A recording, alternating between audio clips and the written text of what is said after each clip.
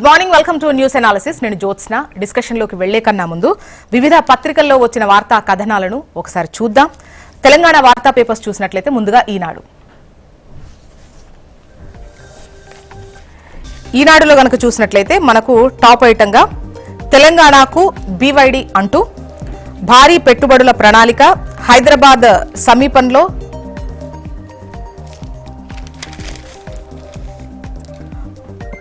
తెలంగాణకు బీవైడి భారీ పెట్టుబడుల ప్రణాళిక, హైదరాబాద్ సమీపంలో విద్యుత్ కార్ల యూనిట్ అంటూ వార్తను హైలైట్ చేస్తూ తెలంగాణ రాష్ట్రానికి ప్రతిష్టాత్మక ప్రాజెక్టు రాబోతుంది. చైనా విద్యుత్ కార్ల దిగ్గజ సంస్థ బీవైడి హైదరాబాద్ సమీపంలో విద్యుత్ కార్ల యూనిట్ స్థాపించేందుకు సిద్ధమవుతున్నట్లు అత్యంత విశ్వసనీయంగా తెలిసింది అంటూ వార్తను టాప్ ఐటంగా ఇచ్చారు. రైట్ సైడ్ లో చూసినట్లయితే స్పీకర్ కు హైకోర్టు గడువు విధించొచ్చా అన్నటువంటి ఒక క్వశ్చన్ తో అయితే ఈ అంశాన్ని నిర్ధారించడం వరకే మేము పరిమితం. ఎమ్మెల్యేల అనర్హత పిటిషన్పై జస్టిస్ బిఆర్ గవాయి చేసినటువంటి వ్యాఖ్యలను ఇక్కడ ఇస్తూ ఒక పార్టీ ఎమ్మెల్యే మరో పార్టీ నుంచి లోక్సభకు పోటీ చేయడంపై నిర్ణయం తీసుకోవాల్సింది శాసనసభాపతి అని వ్యాఖ్య. కోర్టుల చేతులు కట్టేయలేరన్న ప్రాథమిక అభిప్రాయానికి వచ్చినట్లు వెల్లడి అంటూ బీఆర్ఎస్ నుంచి కాంగ్రెస్ లోకి మారిన 10 మంది ఎమ్మెల్యేల అనర్హత పిటిషన్ల విచారణకు సంబంధించి 4 వారాల్లోపు స్కెడ్యూల్ ఖరారు చేయాలని తెలంగాణ హైకోర్టు ఏకసభ్య ధర్మాసనం శాసనసభ స్పీకర్కు ఉత్తర్వులు జారీ చేయడం రాజ్యాంగబద్ధమా కాదా అన్న అంశం వరకే తాము ఈ కేసును విచారిస్తామని సుప్రీంకోర్టు న్యాయమూర్తి జస్టిస్ బిఆర్ గవాయ్ స్పష్టం చేసిన విషయాన్ని ఇక్కడ హైలైట్ చేశారు. బ్యానర్ ఐటం విషయానికి వస్తే సన్న బియ్యం ధరలు దిగొస్తున్నాయి అంటూ హోల్సేల్లో కిలోకు 10 నుంచి 15 రూపాయల తగ్గుదల కనిపిస్తోంది. రాష్ట్రంలో సన్నాల సాగు భారీగా పెరగడమే కారణం, 500 బోనస్తో సానుకూల ప్రభావం అంటూ సన్నాల ధరలు ఇలా అంటే క్వింటాల్కు చూసుకున్నట్లయితే బీపీటీ వచ్చేసి కొత్తవి 4000, పాతవి 4300 నుంచి 4400 ఉంది. బోనస్కు ముందు 5300 నుంచి 5800 ఉంది. ఆర్ఎన్ఆర్ 3900 నుంచి 4300 ఉంది. పాతవైతే గనక 4600, బోనస్కు ముందు అయితే గనక 5600 నుంచి 5900 పలికింది అంటూ మొత్తానికి 500 బోనస్తో సానుకూల ప్రభావం కనిపిస్తోంది. హోల్సేల్లో కిలోకు 10 నుంచి 15 రూపాయల తగ్గుదల కనిపిస్తోంది అంటూ వార్తను హైలైట్ చేశారు. ఆంధ్రజ్యోతి చూద్దాం.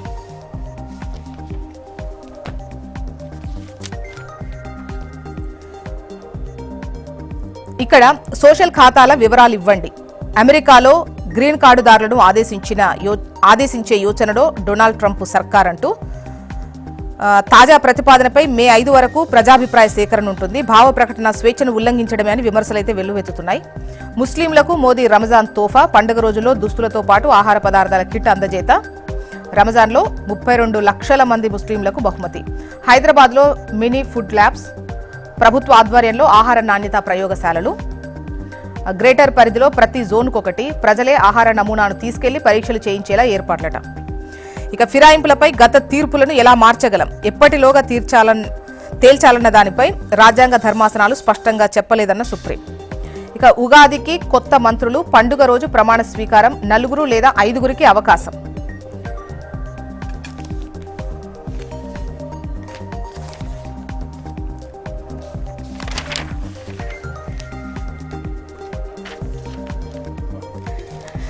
నెక్స్ట్ నమస్తే తెలంగాణ చూద్దాం.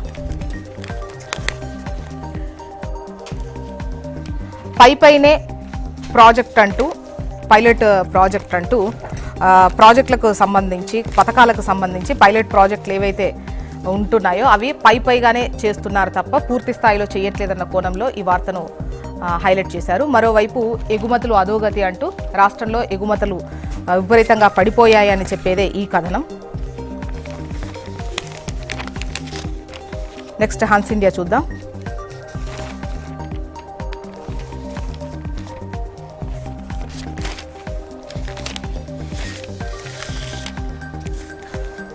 హన్స్ ఇండియా గనక చూసినట్లయితే ఇక్కడ మంత్రివర్గ విస్తరణకు సంబంధించి వార్తను హైలైట్ చేస్తూ బ్యానర్ ఐటంగా ఇచ్చింది Hans India. Leaders spoke prospective ministers. Congratulations Anna was the phrase echoing in the State Assembly on Tuesday as some Congress leaders were being greeted, a sign that the AICC High Command has finished the names of those to be inducted into the cabinet on April 3rd or 9th. It's still not clear whether the AICC has decided on having 2 from Reddy community or 2 from backward classes. One of the 4 would certainly be from the scheduled caste. And the next news, India eyes tariff but on many US imports. India ready to cut tariffs on 55% of US imports. Sees tariff hike of 6% to 10% for key US exports. And Israel releases Oscar winning Palestinian director. ఇవి Hans ఇండియాలో వచ్చినటువంటి ముఖ్యమైన వార్తలు. ఇక AP వార్తా విశేషాల్లోకి వెళ్దాం.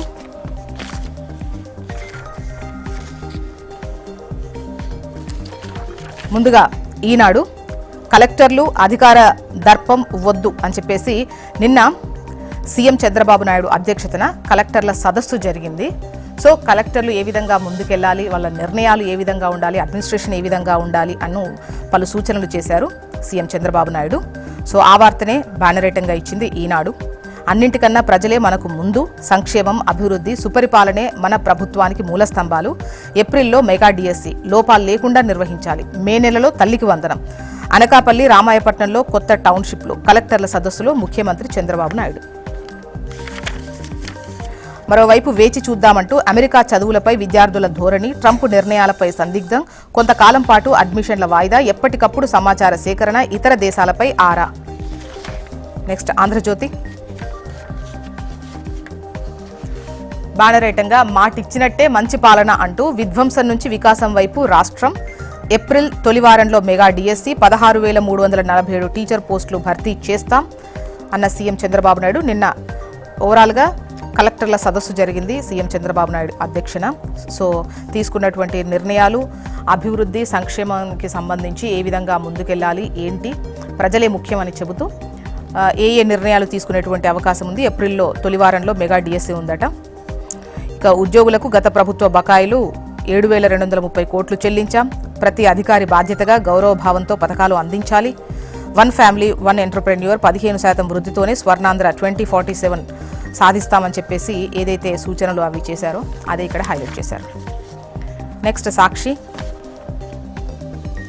హద్దు మీరొద్దు అంటూ పోలీసుల ఇష్టారాజ్యంపై హైకోర్టు తీవ్ర ఆగ్రహం వ్యక్తం చేసింది అంటూ పెద్దల మెప్పు కోసం పనిచేయొద్దు, సమస్య వస్తే వాళ్ళు మిమ్మల్ని కాపాడరు అని హైకోర్టు చేసినటువంటి వ్యాఖ్యలను, పోలీసులను ఉద్దేశించి చేసిన వ్యాఖ్యలను ఇక్కడ హద్దు మీరొద్దు అన్నటువంటి లైన్తో ఇచ్చారు. మొత్తానికి ఇవి ఇవాళ వివిధ పత్రికల్లో వచ్చినటువంటి వార్తా కథనాలు. ఒక చిన్న బ్రేక్ తీసుకుందాం. బ్రేక్ తర్వాత డిస్కషన్లోకి వెళ్దాం. Stay tune.